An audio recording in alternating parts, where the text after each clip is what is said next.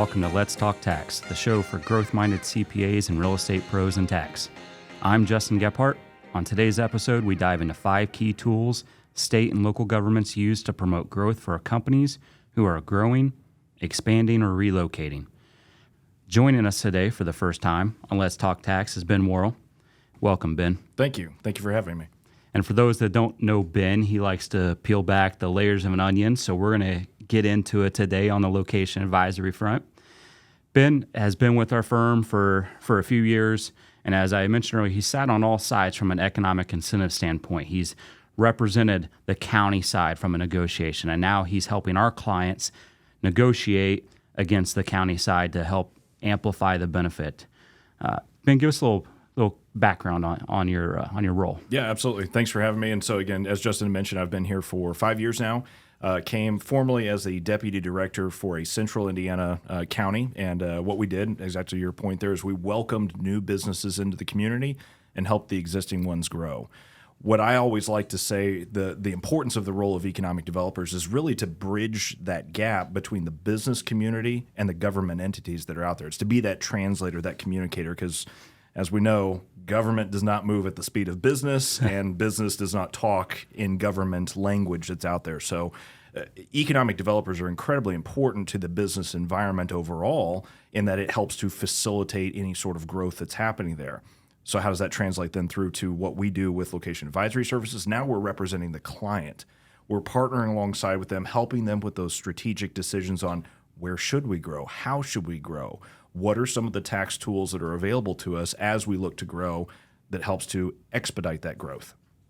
You know, as we look at some of the programs that our team typically taps into, give us a little background from, we talk about adding jobs, relocating, expanding. Why are those the triggers? Why should it matter to a state and local government that those are the triggers that we're looking for? Absolutely. And if you think about it, it's that ripple effect that takes place when each of those incidents happen. For example, got a manufacturing business, they're going to add some new equipment. Well, you're going to have people to staff that, right? So those new jobs that are created are important elements for not only the local community, but the state community, the onion layers that you talked about. Each of those areas looks and says, hey, we want to see new jobs, new growth that's happening, because ultimately at the end of the day, it comes down to what? Taxes. It's going to increase the tax base that's there for each of those different community layers. When we're talking with each of those entities out there, they want to see the base for their community grow, and that base grows by adding additional tax revenue. That can come in the version of a couple different areas that we'll get into here today. Ultimately, from an economic development standpoint, why are economic development incentives offered? It gets down to a concept of you're pulling in new dollars that weren't there beforehand. This is one reason why oftentimes retail is not going to be incentivized, is because that's really just a recirculation of dollars that were really already inside of the community. The new dollars that are coming in is in particular when a widget or a service, so product or service, goes outside the community and brings those dollars back in that didn't exist there beforehand. That's why it's so important. There was your other popular term, widgets. That's right. I like it. So as we talk about the CPA versus the real estate world, okay, one of the challenges to location advisory is the timing of it.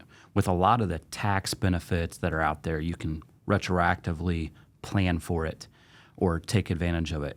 With location advisory, there is a significant lead time involved in these projects.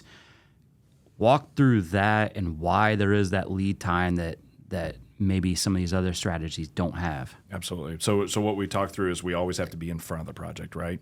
Prior to the project taking place.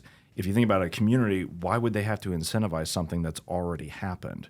That's really more of a credit, right? And we've got some of the practice lines that they can deal with that and actually bring tremendous value as a result of the credit that's there. But incentives in particular have this element of discretion that's involved with it, meaning that they don't have to offer this to everyone that's out there. Why should we offer, why should we care at the end of the day of this particular growth pattern or initiative that's happening with this business versus just we think it might happen otherwise? The further we are in front of that project actually making some of those final decisions, i.e. breaking ground, purchasing land, purchasing equipment, installing that equipment, hiring the new jobs. If those things have already taken place, there's really no reason to incentivize that happening. So the further we are in front of a project that before those things take place, the greater opportunity we have to maximize the discretionary incentives that are available. What are some of those things? We're looking out over a length of time. Can that incentive benefit go out over 10 years or 5 years? Well, how do we get it as close as possible to 5 or 10 years? If the benefit is 100% of taxes or 50% of taxes, how do we get it as close as possible to 100% of taxes? Because that's what their ultimate benefit, the client's benefit, is going to come from. Yeah. So as we look at that from a CPA perspective, what type of clients should I be thinking about as I'm listening to this podcast? Manufacturers are a slam dunk every single time. And I say that in general because back to our term, our widgets that go out there, they're the ones that are producing those types of things on a daily basis. It's always been the darling child of economic credits and incentives, and it really goes back to origins around kind of World War II and post-World War II as they come out of that to say, how do we continue to build up our manufacturing basis across the United States and recover from some of those wartime efforts? And so the states started to create these programs to say, hey, we want those manufacturers as it moves from a wartime basis into now a more just general economy basis. How do we help those things to happen here so we continue to put folks back to work after they're coming back from overseas? That's more of a history lesson, if you will, on some of those areas. But that's why it's so important, again, to be in front of those projects and to help advance the new jobs and that new investment as those businesses are making decisions. Where should we do this? So my natural mindset is to flip to kind of the business development side. And yes, this is a great mechanism for your existing client base. It gives you more opportunity to be in front of them. We like to recommend to a lot of our alliance network, have these discussions 3 or 4 times a year. We can be pulled in just to ask the right questions so we don't miss out on that opportunity or that action that may leverage additional incentives. But the other piece is, and you look at it from a CPA perspective, it's a great tool to go out and mine for prospects, because this is something that's not familiar with a lot of the CPA world because of the proactive approach that's required. And so that's something I just wanted to kind of call out as we look at it from not just the existing base. This is a powerful mechanism from a prospect mechanism. And the timing element comes into play there too. So if we think about, okay, when do businesses typically break ground on a new building if they're doing an expansion? That's usually going to happen in the springtime. So it's kind of advancing through the summer, finishes up in the fall, and you're ready to kind of start production following the next year. Well, if we've got to be in front of that timeline, 3 months behind springtime is right around the first of the year, and our CPA partners are already out there talking with their clients, doing end-of-year reviews. That's a great opportunity to say not only what has happened over the last year, but what could happen in the next 12 to 24 months. And then they are in the ideal time frame or position at that point in time to learn about some of those growth initiatives so that we can come in and say, well, gosh, here's some of the tools that are in the toolbox. Some of the things that we look out for, are their wages increasing from an expense standpoint? As you review depreciation schedules, were their assets included, equipment purchases? Did they add real estate? And we've likely missed the opportunity for incentives there. Mm-hmm. I've already seen that increase, but that's a good trigger for say, hey, we probably should be in front of this next time. So we need to have a conversation with this client. Yeah, you're looking for patterns, right? Did this follow the same patterns as it did last year? Did payroll increase last year and this year? Well, A plus B, can we extrapolate that out to say, is this going to happen in the next year, in the following years? Yeah, I mean, from a job growth standpoint, you look across. We do a lot of projects all across the country. Every state varies, but give us when we talk about what's the impact. I mean, from a job perspective, what kind of range are you seeing per job hired, what the benefit could be? It's a great question. Usually it's between $5,000 and $8,000 per new job. Now that's typically done over a 5 to 10 year period. So you break that apart and we're looking at about $500 to $800 per new job per year in various states. Now again, that's going to depend on the state, on the minimum threshold you have to meet. Sometimes that's 10 jobs, sometimes that's 25 jobs in order to qualify.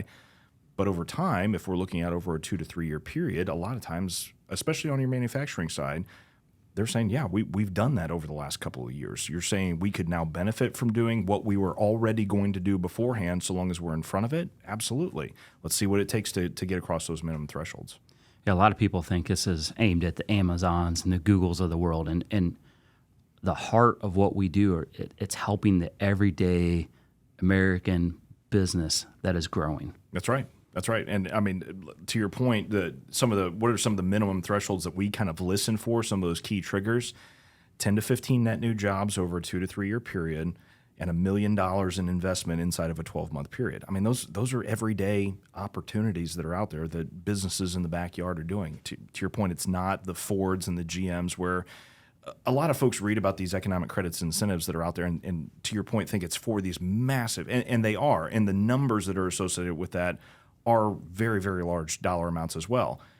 But if you're doing those minimum options that are there, there's still availability for smaller scale, I'll say smaller scale manufacturers. We call it everyday manufacturers that are out there. Yeah. So as we look at promoting growth, what are the 5 tools that you see in your day in, day out activities to help that? Yeah, and we're looking at different areas of tax at the end of the day, right? That's what we do from a let's talk tax perspective. So the first one is going to be your employer tax, and primarily that's going to revolve around corporate income tax within the state. So we're dealing with state and local taxes to begin with, right? Yes, there are opportunities at the federal level for some incentives, and we've been able to dig into those a little bit further, but it's really dependent upon which federal bill has come out and which initiatives are being pushed at that time. At the state and local level is where we really get down into new investment, new jobs, what are the programs that support that. So most of the times at a state level, we're talking about the corporate income tax that's due inside of that state and some sort of a credit or a refund or a rebate towards that particular initiative. That's usually generated from your job creation and or the investment that goes in there. So employer tax, i.e. the corporate income tax, is going to be a really important one there. Another one, though, that has to do with a lot of the jobs is kind of more a mechanism on how that credit's generated, and that's associated with jobs, and therefore the wage withholdings that are paid in with each payroll. So you're kind of generating your own benefit as you create those new jobs. So you've got the employer side, you've got the job side. Property tax is another important area. It's an important area to McGuire Sponsel as we've launched a new property tax division now. But from that, you can also say, hey, we have an opportunity to locate this new property, especially if it's tangible business, personal property, or real property. We've got an opportunity to make this site selection here or in another location. How do we flex the opportunities, the tools that are available to make that investment inside this particular location? So property tax abatement or an exemption, or again, a refund in some cases, can be a tool that's available to us to help maximize that. So we've got employer tax, we've got wage withholding tax, we've got the personal property tax. Sales and use tax is another one that oftentimes follows a lot with the property tax side of things. So it can be an exemption up front, or it can be a rebate afterwards to incentivize construction costs, for example. So sales and use tax on net new construction materials is a one we've seen often, and can be a strong dollar value. You don't usually kind of budget that out there. But when you're starting to bring back and say, hey, for $1 million, we could be bringing back in $60,000 worth of benefit for you because that 6% sales tax that's associated with it now flows back through, that can be value added just on something you are already going to do. The fifth area, the last one that we look at, is cash dollars. So it's grants that are available. Oftentimes this is going to come in the form of like training grants. So you're going to be hiring these employees, but now they need to be trained up on how to use this particular piece of equipment or this new technique that this particular business is implementing. So training is important. Other dollars, sometimes there's dollars to help support new investments in technology. So hey, we could have gotten the base model over here, but this newer model that has a robotic arm to it, states want to see kind of advanced manufacturing operations continue to take place, and so they'll help offset some of the costs in some cases through cash grants. More so on a reimbursement. You show us that you made these purchases, we qualify that, here's the check that gets cut back to you. Yeah, so as you talked about jobs earlier, now we look at the investment from a capital side. You look at new construction. Average benefit could be 5 to 15% of construction costs. So you pair the job benefit plus the new investment benefit, and you can start to realize how powerful of a strategy that this can be. Absolutely. Yeah. For something that you are already going to do. No one likes paying tax, so let's take advantage of it. Absolutely. So walk us through the process. Get a client that you're talking to that is adding jobs, relocating. What are the questions you're asking? What's the next steps? What are the discussions with those state and local communities look like? Absolutely. So things tend to come in fives, I've realized, as we've kind of broken this down. So we talked about those 5 different areas of tax that we're dealing with. We're also going to cover some other things. So, for example, I just had a CPA reach out to me just yesterday saying, hey, I've got a client. They're considering relocation.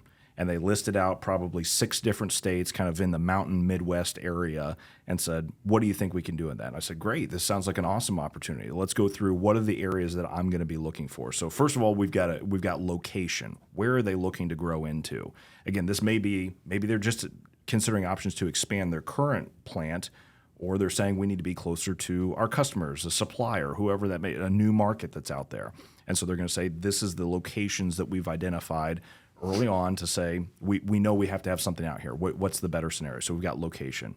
Timeline, we've got to be in front of the project. Again, if the CPA is reaching out to me saying, I've got a client that's considering this, that's a really good indicator that we haven't pulled the final triggers yet to make sure that we can maximize the incentives. So we got location and timeline. The third one is going to be industry. Again, manufacturing is always going to be a great option. So in my follow-up, I asked them, what type of industry is this client inside of? Rolled steel. Perfect. All right, we know we're inside the manufacturing realm. Last 2 items, jobs, new investment.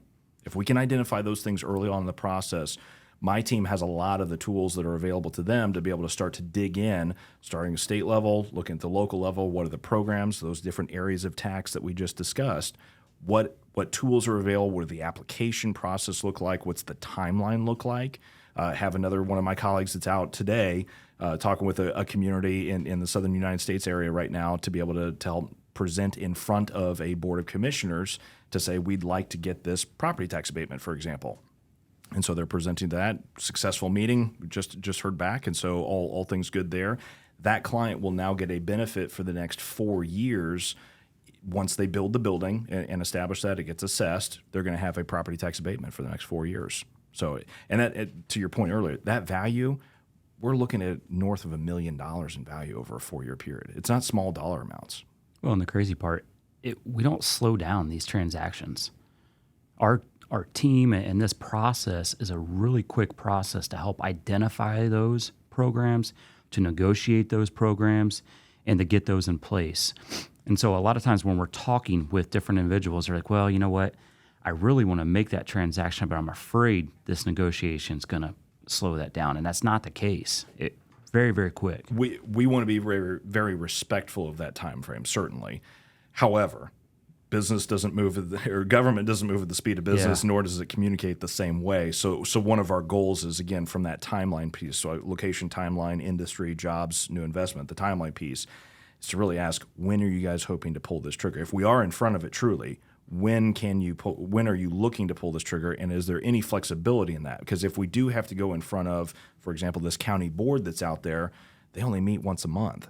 So if we just missed it last week, we've got to wait for the next one, and that implies that we can get all the application stuff done today or within the next time frame, so that before they have to follow along with their government regulations and requirements that are out there. So oftentimes there's timelines for agendas being sent out, and there's got to be public notice, and there's different things. If we're dealing with a local group, sometimes they have to draft up a resolution document. So the community now has to engage with their legal team to draft up that entire resolution document. So there can be a lot of steps involved with it.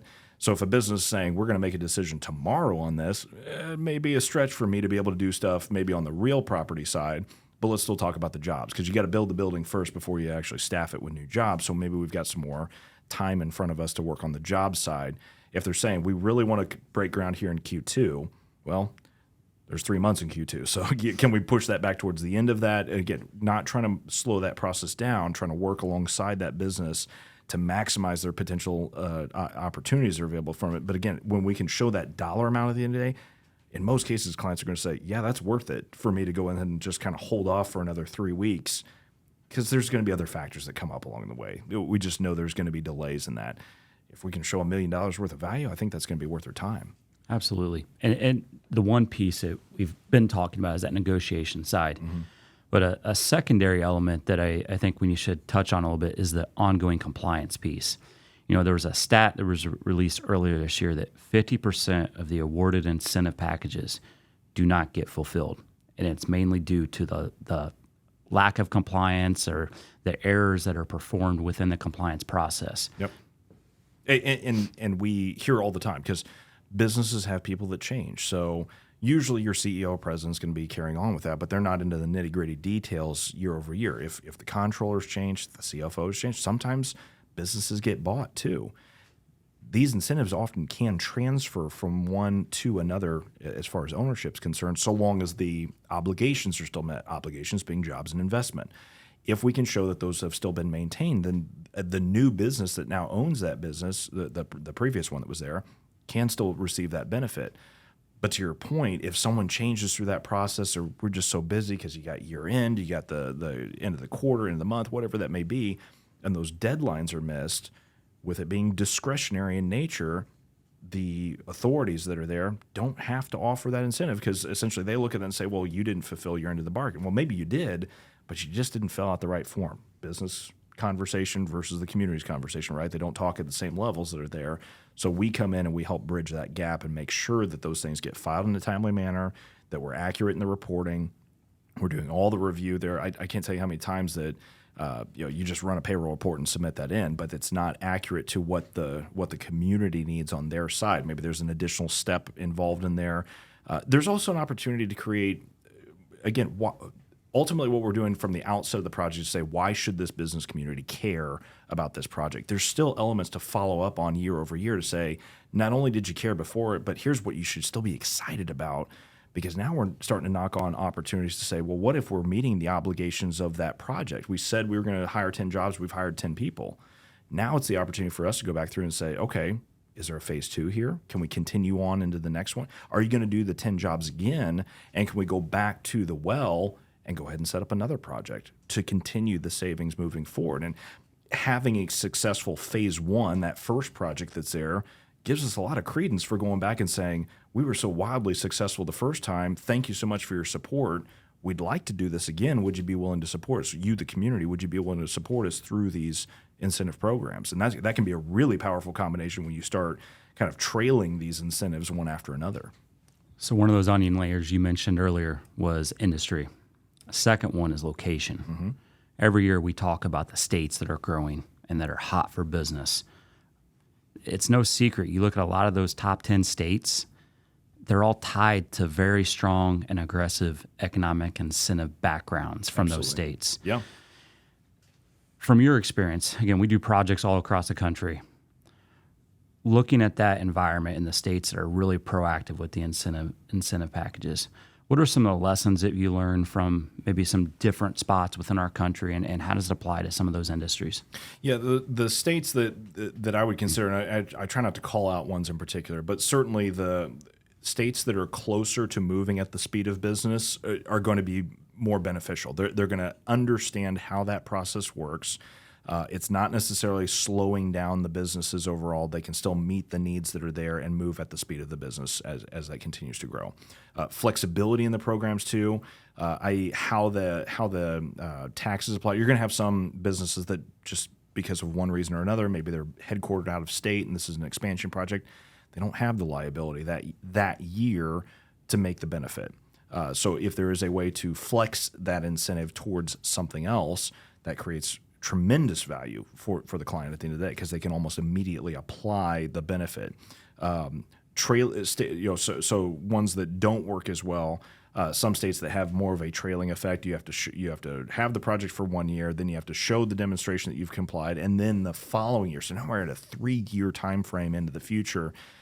It's going to be harder to realize the tangible benefit that's there that the state really wanted to offer early on, but because of one reason or another, they just couldn't. It's got a tail to it. It's just a longer time lapse before that gets done. Now, as a taxpayer, there's oftentimes those conversations where you want to say, hey, if you're offering a discount to the taxes they would have owed, I want to see that they're actually following through on what they said they did. So we understand that, we get that. But again, those states that are a little more flexible or a little bit easier to work with are going to be the ones that are going to offer the best competitive advantage.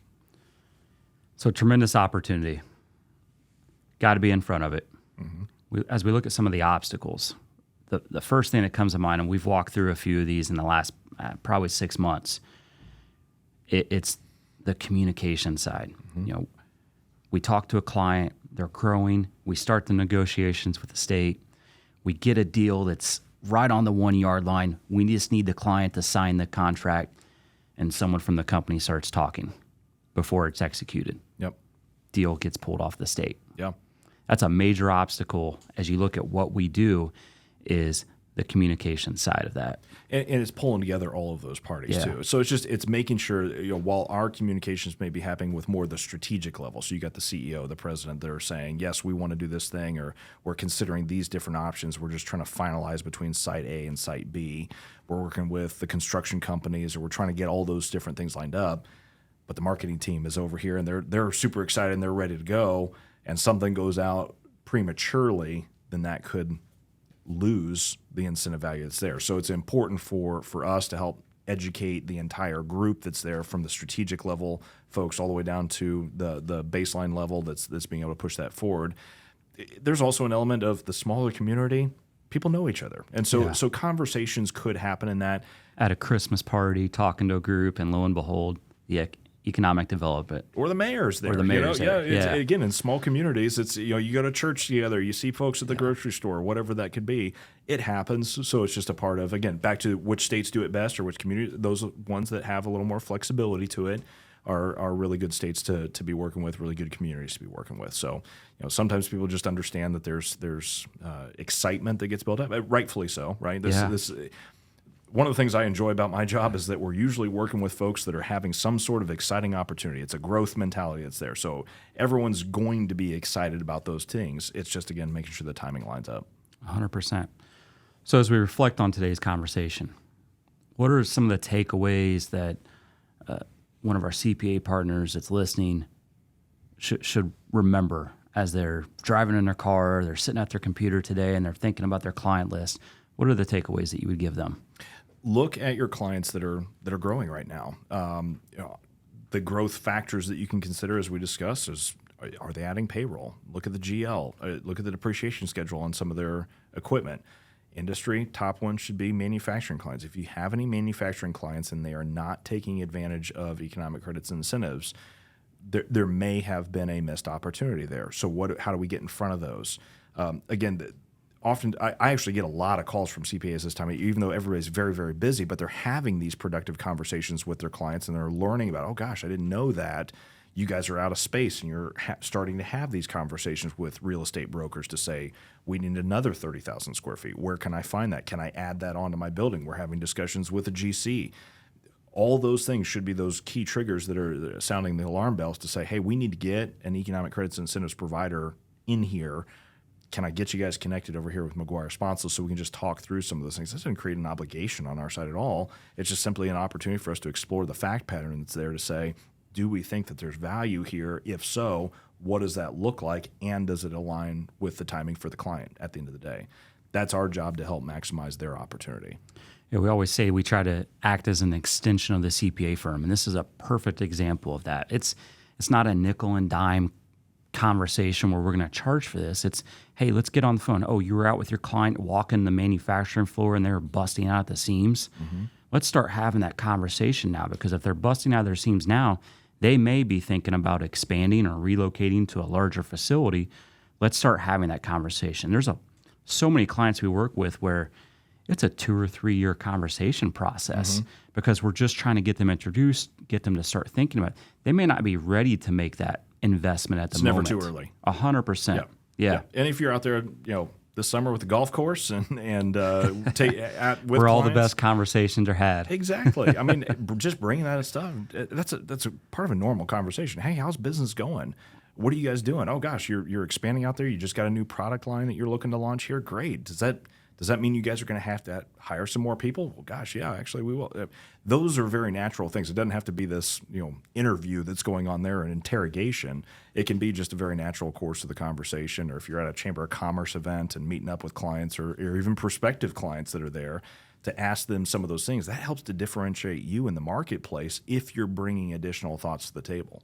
So Ben, as we talked about some of those programs that are in place, and you look across the country, where are some of the strong areas that tend to have the programs that align with those growing businesses? Yeah, there's various publications that are out there that do their top 10, top 25 lists, top 50 lists, where they rank all the states that are out there. Oftentimes we're saying Midwest and Southeast states that are in the top 10 consistently for the last several years that I've at least been studying it. And again, that relates back to what we were talking about, to say, which states have programs that are flexible or allow for adaptability of how that tax credit is applied, or whatever the incentive may be. We are seeing some other emergers that are out there too, and you will also see regions or hubs that mimic each other. So a job creation tax credit program in Louisiana may look very similar to programs in Mississippi because they're competing with each other. And so they want to have very similar programs so that they can say, well, gosh, I know they may be offering you this over there on that side of things, but we can also offer a very similar program, so you can be doing more of that apples-to-apples comparison.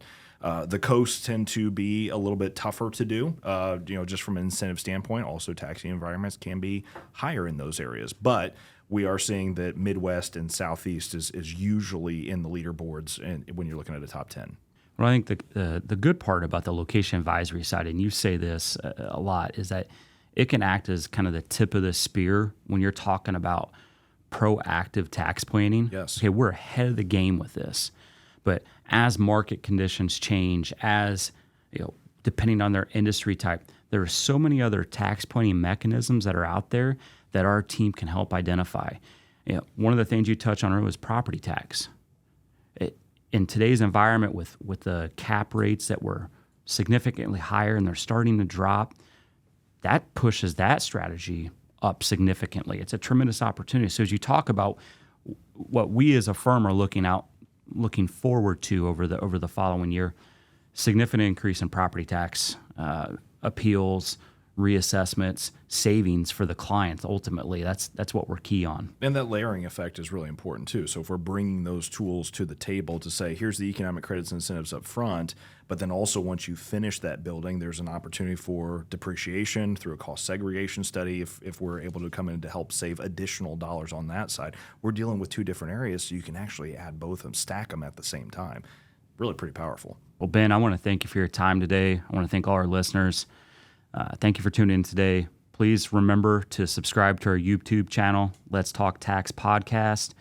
We also have all other social media outlets on LinkedIn, Facebook. Our website is full of material. Really good place for resources. So thank you again. Thanks for having me.